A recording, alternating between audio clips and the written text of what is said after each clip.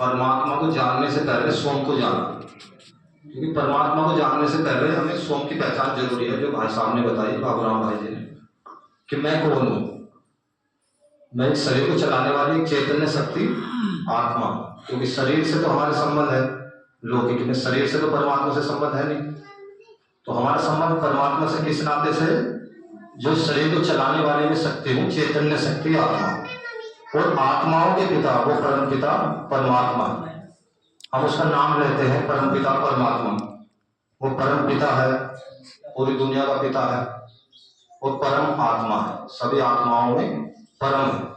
वो एक है और हम अनेक हैं। तो हम अनेक आत्माएं हैं, कहते भी हैं पाप आत्मा, पुण्य आत्मा, महात्मा, लेकिन किसी को परमात्मा नहीं कहते। किसी भी मनुष्य हो, चाहे कोई साधु हो, सन्यासी हो, मठाधीश हो, कोई कितने बड़े पद पर हो, हमने उन्हें गुरुजी भी मान लिया हो, लेकिन वो जो हमारे गुरुजी भी हैं, कोई भी है, किसी भी पंथ समाज के हैं, किसी को भी हम परमात्मा नहीं कह सकते। परमात्मा तो एक उसके लिए कहा गया कि वो परमपिता परमात्मा, लेकिन वो परमात्मा हम शब्द का नाम तो लेते हैं, लेकिन वो है कौन? क्या वो राम जी है परमात्मा, कृष्ण जी है, वैष्णो देवी है, या कहते हैं बेमाता है? बेमाता ने लेख लिखे हैं, कोई कहते नहीं कि एक हिंदी भाषा में कहते हैं कि बेमाता जो लेख लिखी थी वही है। किसी ने शरीर छोड़ दिया कि ऐसे ही था, इसके साथ ऐसे हुआ था। तो बेमाता और परमात्मा में क्या अंतर है? राम में, कृष्ण जी में, इनमें क्या अंतर है? क्या इन्हें ही परमात्मा बसा हुआ है या हमारे अंदर परमात्मा है? वो परमात्मा कौन है? ये बहुत बड़ा विषय है, बहुत ही खोज का विषय है और बहुत ही महीन विषय है।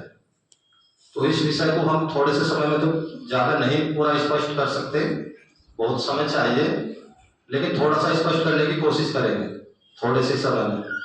और स्पष्ट हो भी जाता है, महीन विषय भी है और बहुत सादा सिंपल भी है। जैसे हमारा शरीर है, शरीर के माता पिता, सभी के माता पिता है शरीर, ऐसे ही जो हमारे अंदर एक चेतन शक्ति आत्मा बैठी है, जिसे हम देख नहीं सकते, अगर शरीर से निकल जाए तो जो मैं बोल रहा हूँ, आत्मा बोल रही है शरीर से, मैं कहता हूँ मैं बोल रहा हूँ, तो बोलने वाला कौन? मैं आत्मा। तो शरीर बोलेगा नहीं, न चल पाने का, ये ना ये आंखें देखने की, न ये कान सुन पाने के, यानी कि इसकी प्रक्रिया जो है शरीर की बंद हो जाएगी। तो इसको चलाने वाली आत्मा, ऐसे ही जो आत्मा बैठी है इसके अंदर, सिर्फ एक आत्मा बैठी, परमात्मा नहीं बैठी, ऐसे हम सभी के पिता परमात्मा एक है। उनका नाम के विषय में बहुत सारी भ्रांतियां हैं।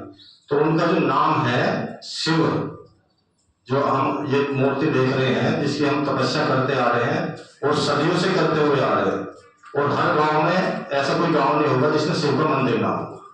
और शिव को हम जल भी चढ़ाते हैं, जल अर्पण करते हैं।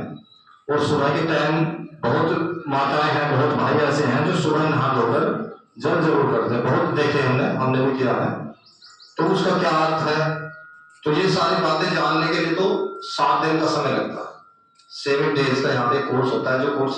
जो पाठ्यक्रम हमने भी किया है, ये पाठ्यक्रम हम करने के बाद ही आपको बता रहे हैं। ये इस शरीर की उम्र तो बहुत कम है, बाबूजी की उम्र तो ये कह सकते हैं कि वो ज्यादा है, अनुभव भी हो गया, लेकिन 7 days का कोर्स करने के बाद हमें पता चल जाता है, खुद में अनुभव हो जाता है कि हाँ वास्तव में परमात्मा यही है।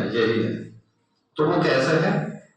वो ऐसे है, परमात्मा को मानने के लिए हमें 5, किसी भी चीज को मानने के लिए हमें सिद्ध तो करना पड़ेगा कि परमात्मा ये कैसे है।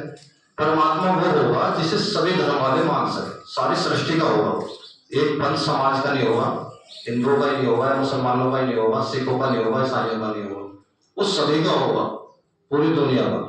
तो पूरी दुनिया को ज्योति रूप में सभी ने मानना है। परमात्मा जो हम ये देख रहे हैं, इसका अंगुष्ठाकार है, शिव की पिंडी जो है अंगुष्ठ के आकार की है, यानी कि ज्योति अगर हम जलाएं तो अगर कोई हवा ना चल रही हो तो आप देखना एकांत में घर में ज्योति जलती है तो वो भी ऐसे ही आकार ले लेती है, ज्योति का आकार भी शिव की पिंडी के जैसा ही हो जाता है। तो वो ज्योति परमात्मा, उस ज्योति को सभी धर्म वालों ने माना। हिंदू ने तो हमने मानना ही मानना है, आदि सनातन से हम मानते आ रहे परमपिता शिव परमात्मा। तो परमात्मा है शिव, शिव माने कल्याणकारी, और परम पिता सभी के पिता है। तो परम पिता है शिव, कल्याणकारी है, और यही परमात्मा है। और इन्हें जो मुसलमानों ने मानना है, मुसलमान कहते हैं अल्लाह एक नूर है, नूर माने वो ज्योति है, चाहे ज्योति कह दो, शब्दों का फर्क है। हिंदी उर्दू चाहे हम इंग्लिश में बोल दें। और सिख धर्म में भी कहा गुरु नानक जी ने एक ओंकार सतनाम, कि वो एक है और निराकार। ईसाई धर्म में भी कहा जीसस क्राइस्ट ने गॉड इज लाइट, कि वो परमात्मा जो गॉड है वो एक लाइट है, एक प्रकाश है। तो परमात्मा कौन हुआ? अब राम को तो सभी धर्म वाले नहीं मान लेंगे, ना कृष्ण जी को मान लेंगे, ना वैष्णो देवी को मान लेंगे, लेकिन परमात्मा शिव को एक संज्ञा शब्द का पत्थर नाम से मक्का मदीना में भी है, जिसे मुसलमान धर्म भी माथा टेकते हैं वहां जाके और हाथ जी मानने जाते हैं। लेकिन परमात्मा तो यहाँ ऐसा तो है नहीं कि मक्का मदीना में ही परमात्मा है, या यही परमात्मा कोई करते तो ऊपर की तरफ कोई सारा है। तो परमात्मा एक है, और वो कौन है? परम पिता, सभी आत्माओं के पिता है। और शिव माने कल्याणकारी है, और सभी आत्माओं में परम है।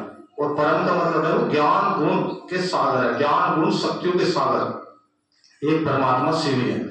इसलिए जो हम सुबह सुबह जल चढ़ाने के लिए पड़ता हमारे